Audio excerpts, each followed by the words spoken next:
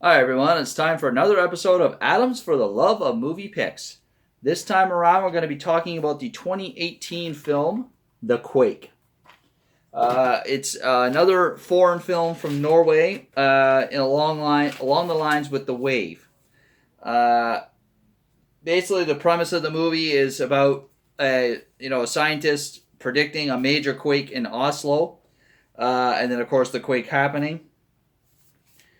Basically, it's an indirect sequel to The Wave. Takes place both in the movie and real life 3 years after the wave incident in Geringer. It features the same family as in The Wave. So yeah, it's a interesting connection there.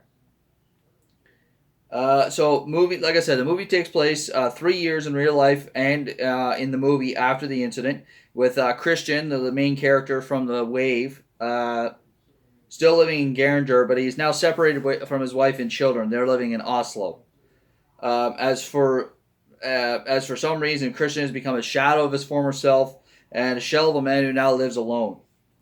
Christian is brought out from his reclusivity by the death of his friend and former colleague Conrad, who wants Christian to investigate some concerning data and incidents that may indicate a major earthquake is about to happen in Oslo.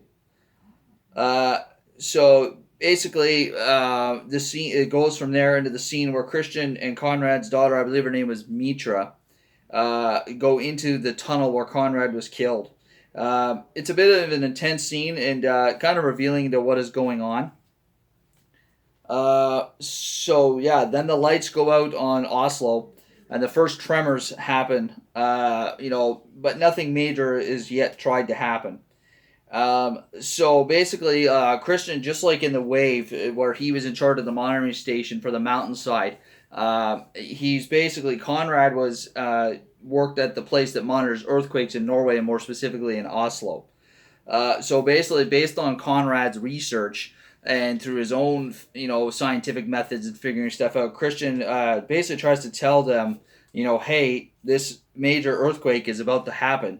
But they do not listen to him at first, but then they do see a pattern of what is about to happen. And in the meantime, Christian has basically gone back to his family and is living with them. So basically, like just before that major first earthquake hits, um, Christian is with Mitra investigating the tunnel, and Enud, his wife, is with their daughter Julia at a ballet recital, and their son Sondre is at university with his girlfriend. So they're kind of spread all over the place in Oslo. Uh, so yeah, at that point, that's when the lights go out. The first major tremors happen, and then the next day basically is when the major earthquake hits. Again, Sondre is at university. Enud is working just as she did in the Wave, where she worked at a hotel in Geringer. She's working at a hotel in Oslo.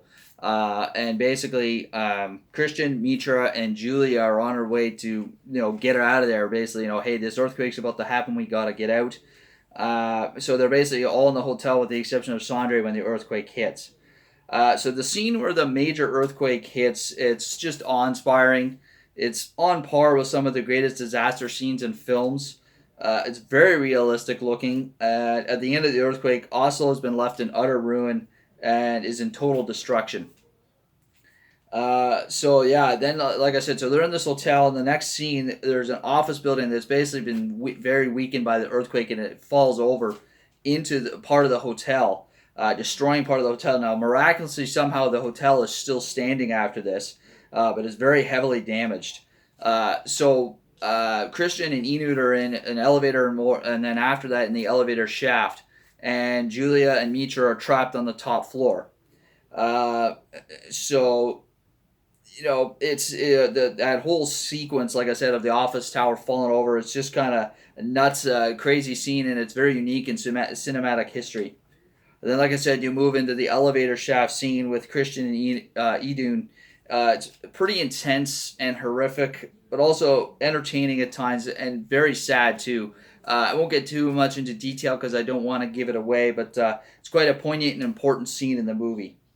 So overall, the ending of the film could have been a bit better, a bit longer. I mean, it summed it up, everything that needed to happen. I just felt like there could have been maybe a little bit more to the ending, but overall, great film, great storyline, great acting, great production quality, but most of all, great edge of your scene action sequences.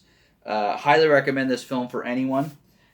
Just based on some of the disaster sequences and maybe some slight language, I would say PG-13, maybe 14A rating, so not for young children. I wouldn't recommend.